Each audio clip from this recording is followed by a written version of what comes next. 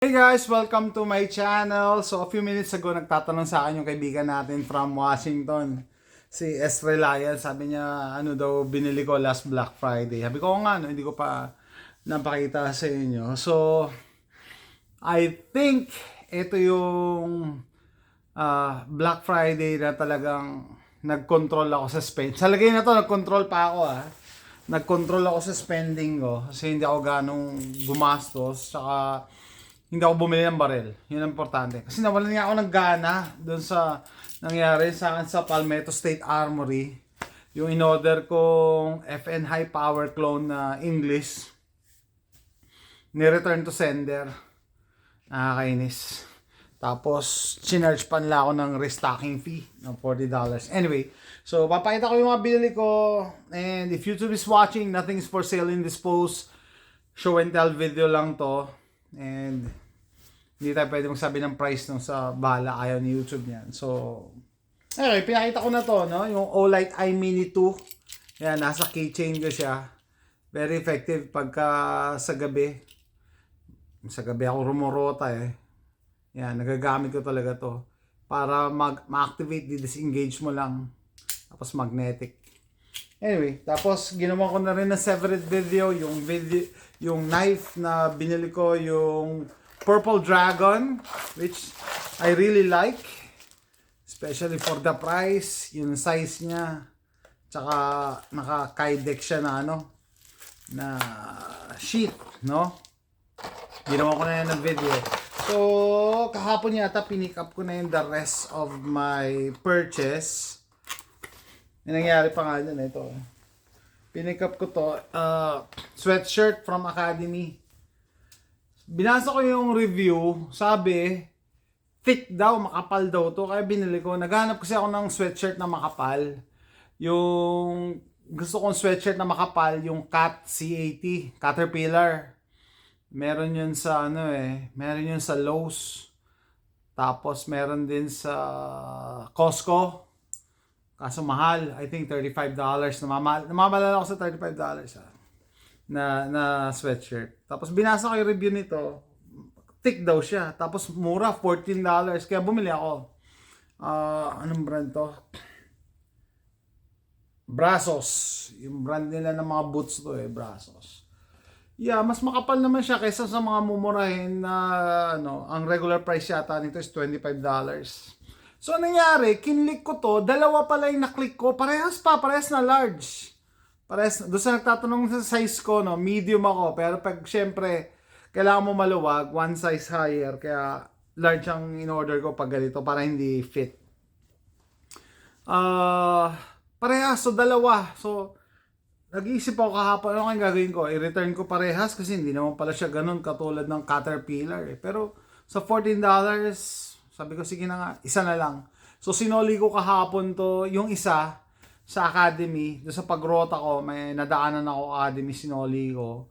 Tapos, ito nga yung twist doon In-scan niya, ang presyo, yung price na ngayon, $20. Sale pa yun sabi niya, daw niya ako, store credit. Sabi ko, ba't mo store credit? Kasi wala daw ako resibo. Sabi ko, hindi, online ko yung binili Magkano bili mo? Sabi ko, ito, $14.99 bili ko kasi Black Friday. Natuwa pa siya kasi naging honest ako. Imbis na $20 yung isusoli niya sa akin store credit, pinakredit niya na lang sa akin sa debit card ko, $14.99. Sabi ko, hindi naman ako yayaman sa $5, no? So, okay lang yun. So, sinoli ko na yung isa. And I kept this. Pinag-isipan ko yung, isasoli ko siguro. Sabi ko, hindi, okay naman. Mas makapal naman siya sa normal na, sa mumurahing sweatshirt. Tapos, $14.99 or $15. Hindi na masama. Brazos. Tapos, bumili ang pajama. Ba to? Sweatpants tawag nila sa pajama. Nagulat ako, nipis pala nito. Pero sale lang siya $5 lang Why not? Pambahay. Okay, so, ito muna. Hindi natin pwedeng banggitin yung presyo. Pero mura din Sama rin sa Black Friday nila. So hindi ako bumili ng barel, bala bumili ako. Ito, isang package.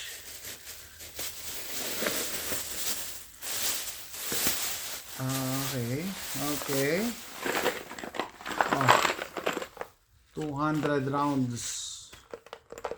200 rounds. So, nakakatawa pag sa Pilipinas sabihin, oh, may armory ka na, 200 kasi 50 lang ang limit eh. Pero ganito lang kadami ang 200 rounds. Oh. 200 rounds. Ilang magazine yun na 30 rounder? Diba? 7 or 6, depende sa magazine. So, bumili ako ng 556 na 200 rounds.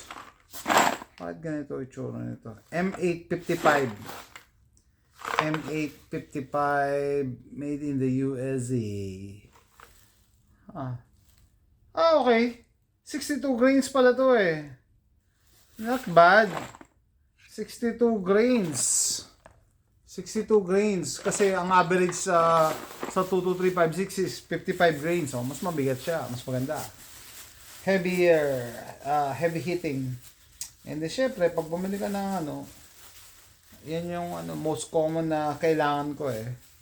223556, 22LR, at saka ito, 9mm syempre. May package sila sa 9mm, dalawa binili ko. Okay. So ilan to? 200 rounds. Okay, 200 rounds na blazer. Bumili ako dalawa. So 400 rounds. Wow, ke barbaridad. 50 lang dapat. Kay barbaridad, 400 rounds, isang bilihan. Wow, wow, wow.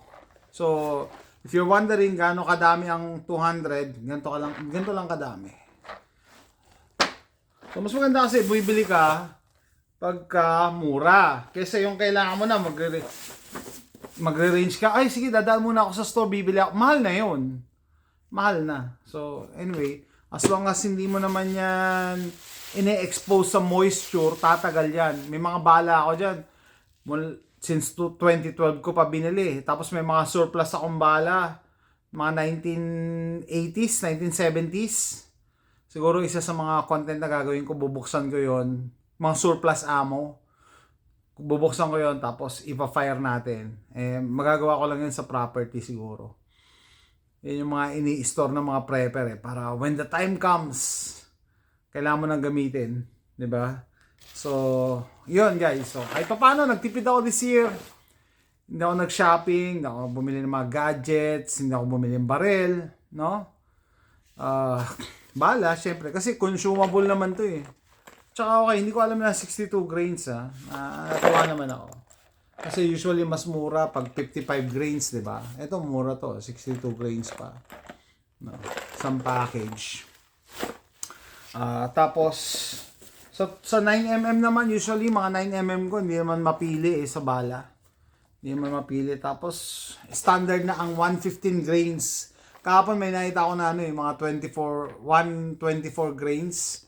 Sabi ko nakabibili ako, saka na ako bibili ng mga 124 and above pag meron na akong can. May suppressor na ako. Pero yan, for the meantime, practice and for future purposes, SHTF, at least meron kang nakatabi. Plus, meron akong regular stockpile dyan. Na kailangan ko nang bisitahin, ilabas, mag-inventory, maglinis. Tingnan natin. Kasi usually, yung stockpile ko, nire-replenish ko yan, di ba? Dapat ang gamitin ko yung pinakaluma para mapalitan, ma-replenish. So, ganun ang pag-ano ng stock para ma-maintain. And wala pa akong problema sa mga luma kong bala. Never pa akong nagkaroon ng problema. No, yung binili ko tapos in-store ko, wala pa akong problema. Ang na-experience ko lang na pumalya is bumili ako ng mga 12 gauge na shells sa garage sale. Sabi ko parang pumapalya. Siguro na-expose sa moisture yung storage niya. No, pero mura ko kasing nabili. Pero other than that, mga bala ko kahit luman-luma. Kasi usually ang bahay sa Amerika temperature controlled kasi central AC, di ba? So yung central AC system dito, hinihigop lahat ng moisture kaya tumutulo sa labas ng bahay eh. So ang kalaban talaga ng bala is moisture. So yun guys, para sa akin simple lang yung Black Friday ko 2025. Dahil hindi ako bumili ng baril. So, thank you for supporting my channel. See you on the next vlog. Bye!